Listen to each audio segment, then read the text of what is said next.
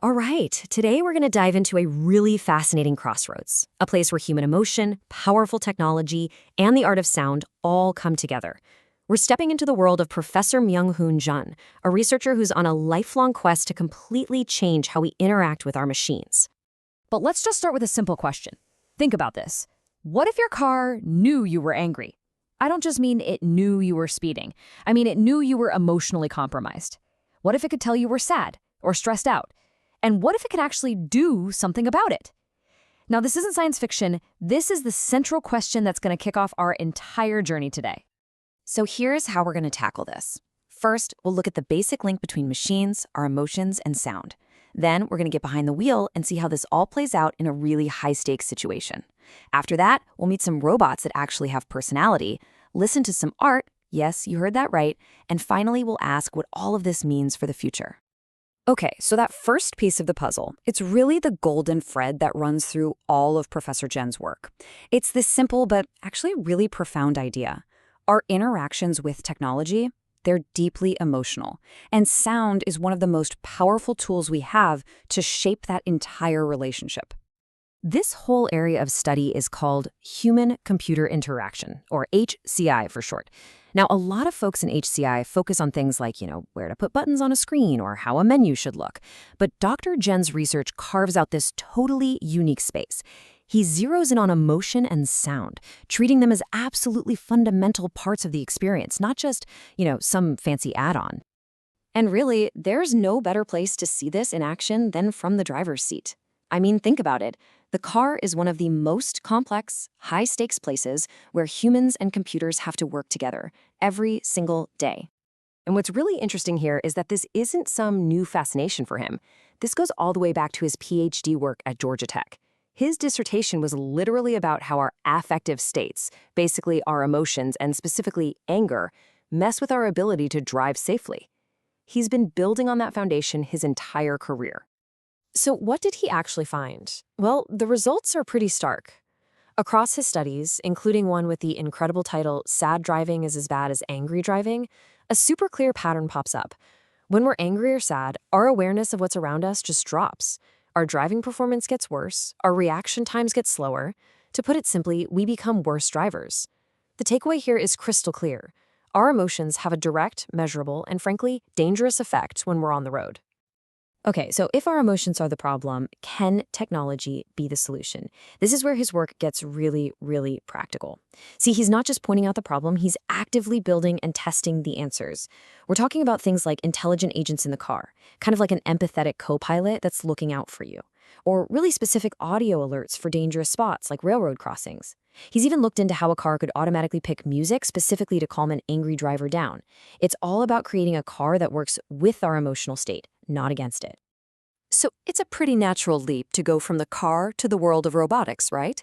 If we can make a vehicle more emotionally aware, what about all the other machines that are becoming a bigger and bigger part of our lives?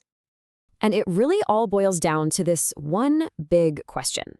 How do you give a robot a soul? Okay, maybe that's a little poetic. In more practical terms, how do you make a robot feel like more than just a walking appliance? How do you build a machine that we can actually form a social, even an emotional connection with? And this is just a brilliant example of one of the answers. You do it through sound. A paper from 2023 shows that super simple, non-word sounds, like a little woohoo when it succeeds or an arg when it fails, dramatically change how we see that robot. All of a sudden, it seems more emotionally aware, more socially present. It is such a tiny change, but it has this massive impact on how human the robot feels to us. And look, this is not just some fun academic exercise. Dr. Jian and his lab are applying these principles in some incredibly important areas. They've created things like child-robot musical theaters to get kids excited about science and tech. And even more importantly, they've done a ton of work developing emotional robots to help children with autism spectrum disorders. They're exploring how these interactions can create better sensory experiences and help build social engagement. I mean, this is technology with a real heart. Okay, so this brings us to the third and maybe most creative pillar of his work. This is where the science of human-computer interaction steps right into the art gallery. The key concept we need to understand here is called sonification. And put simply, it's the art of turning something you can see into something you can hear. It's about translating data, whether that data comes from a painting, a spreadsheet, or even the movements of a dancer, and turning it into a rich, meaningful landscape of sound. So how does that even work? Well, imagine you're looking at a painting. A sonification system would first analyze its core elements. The brightness of the colors, the texture of the canvas, the direction of the brushstrokes.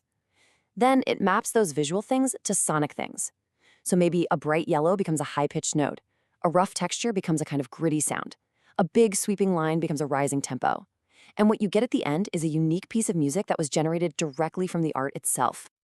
And the whole goal here is to, as the researchers say, augment the user experience, which is just a fancy way of saying it creates a totally new way to feel and understand art. I mean, this could make an art gallery way more accessible for someone who's visually impaired, or it could give any of us a completely new, multi-sensory way to appreciate a piece of art we thought we already knew. All right, so we've been in the car, we've met the robots, and we've listened to art. Now let's try and tie all of this together and see what it really means for our future. And I just want to be clear, this isn't based on just a handful of studies. We are talking about a body of work that spans over 300 publications. That number, it represents a career-long, incredibly deep investigation into that fundamental connection between people, sound, emotion, and technology. When you step back, you see that this is all part of one big composition. The research into a car picking music for an angry driver, the R of a frustrated robot, the soundscape of a painting, they're all just different notes in the same symphony. Dr. Jen's work is essentially composing a blueprint for a future where our technology doesn't just serve us, but actually understands us on an emotional level. And that really leaves us with a final big thought. The technology to do all this, it's already here and it's getting more powerful every single day. So the real question isn't if our machines will become emotionally aware anymore, it's how. As we design these empathetic cars and these helpful robots and these amazing interactive experiences, what kind of relationship do we actually want to build with them? That's the question all this research really leaves for us to think about.